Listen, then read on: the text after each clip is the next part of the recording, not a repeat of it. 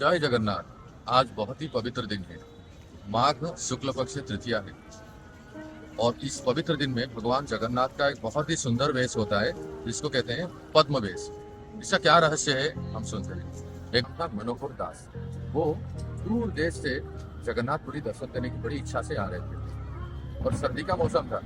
सर्दी के मौसम में कभी कभी प्यास भी बहुत लगता है, तो जब वो आ रहे थे भगवान जगन्नाथ की दर्शन करने, एक गांव में उन्होंने एक सरोवर देखा और उस सरोवर में वो पानी पीने के लिए जैसे ही वो पानी में उतरे, देखा उस सरोवर में बहुत सारे कमल थे और आश्चर्य हो गए, ये क्या, सर्दी के मौसम में और कमल। तो फिर वो सरोवर में उतरे, पानी पीने लगे और उनके मन में इच्छा हुई क्यों ना इन सब कमलों को लेके मैं जगन्नाथ भगवान को अर्पण करने जाऊं। और फिर उन सारे कमलों को वो ले लिए अपने उत्तरीय में।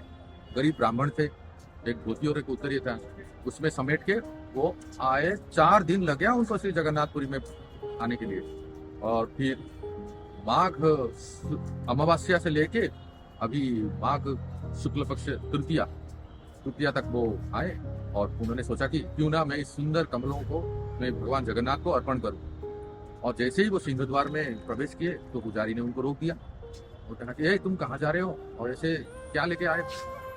तो मनोहर दास जी ने बड़े प्रेम से कहा, देखिए मैंने ये सुंदर कमल प्राप्त किए हैं। तो पुजारी ने सोचा कि ये सर्दी के मौसम में कमल कहाँ से आया, ऐसा कभी हो सकता है क्या, दिखाओ कैसे। तो क्या हुआ था कि 4 दिन के अंदर वो कमल भी सब सड़ गए थे, क्योंकि उनके फटे पुराने कपड़े थे उसके अंदर सब थे। जैसे ही पुजारी ने देखा, ये क्या कह रहे हो, ये सड़े हुए कमल भगवान जगन्नाथ स्वीकार करेंगे कभी नहीं, उनको तो बहुत ही सुगंधित और फ्रेश फूल या फल हम अर्पण करते हैं, जाओ यहाँ से। ऐसा कह के जब उनको निकाल दिया, मनोहर दास जी बड़े दुखी हो गए, कमल सब नीचे गिर गए।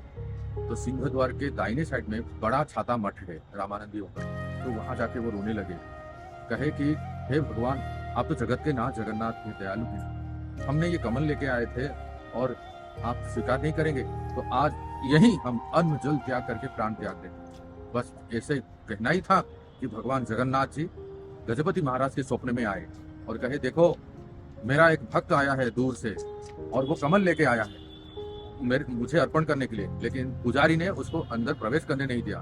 मैं चाहता हूँ कि अभी तुम जाओ और उस कमल को मुझे अर्पण करो, मैं उसके स्वीकार करूंगा, अन्यथा अनर्थ हो जाए। जी ने पुजारी को जैसे ही बताया, पुजारी भागे दौड़े गए और मनोहर दास जी के सारे कमल को लेके आए, जो कि बासी हो गए थे, सड़ गए थे, इतने दिन हो गए थे ना।